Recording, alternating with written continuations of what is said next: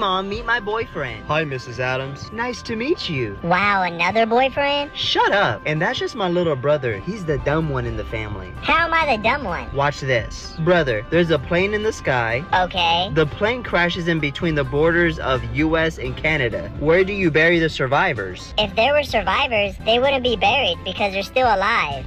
You know what? He probably already heard that one before. Let's do another one. Let's say that you were in a race. Okay. And you pass in second place. What place are you in? Second place. I told you he's the dumb one in the family. I think your brother is right. Are you sure I'm the dumb one?